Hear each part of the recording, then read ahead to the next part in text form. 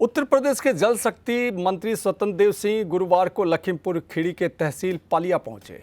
इस दौरान उन्होंने विधायकों और अधिकारियों की मौजूदगी में शारदा नदी पर निर्मित रेलवे पुल के अपस्ट्रीम और डाउनस्ट्रीम में 22.23 करोड़ की लागत से होने वाले चैनलाइजेशन कार्य का विधि विधान से भूमि पूजन किया।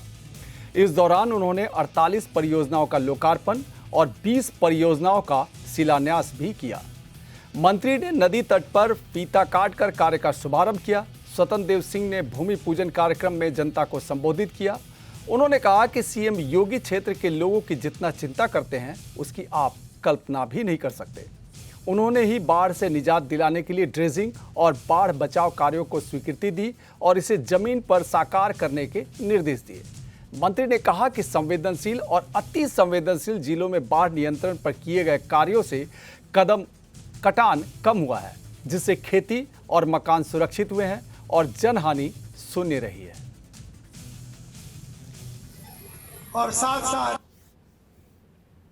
से हो जाएगा, क्योंकि गोरखपुर में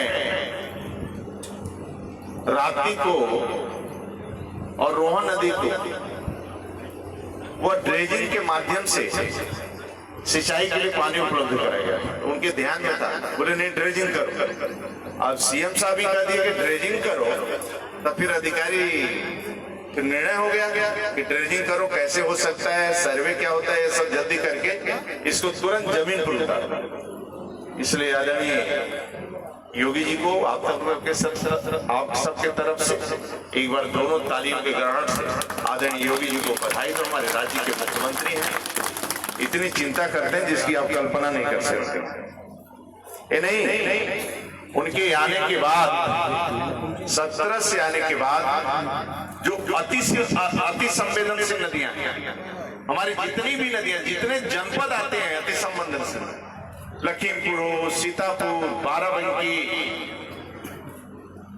गोंडा, बलरामपुर, श्रावस्ती, गोरखपुर, महाराजगंज, देवरिया, मऊ, आजमगढ़, बलिया, पीलीभीत, ये जितने भी जिले 17 के पहले बाढ़ के चपेट में रहा करते थे और लगभग लाखों हेक्टेयर भूमि भी और जनहानि भी नुकसान होता था। यहाँ सिल्ट जम जाने के कारण थोड़ा खेत और नदी हमारी बराबर थोड़ा नीचे, जिसके कारण भरा हुआ, तो इस बार ड्रेजिंग का काम हो रहा है, जिसके अगली बाढ़ में परेशानी नहीं होगी, बंधा भी बनेगा।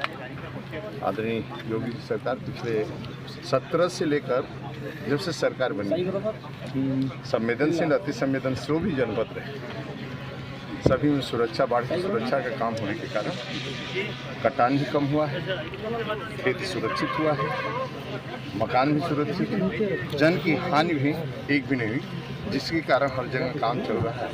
और हमें लगता है जो संवेदनशील है जनपद, अब अधिक से अधिक 6 लाख क्यूसेक में पानी गुजरा है, तभी किसी प्रकार का नुकसान नहीं। पानी आना चाहिए, उसके लिए सुरक्षा हम लोगों को करना है, किसी प्रकार की कठिनाई न हो।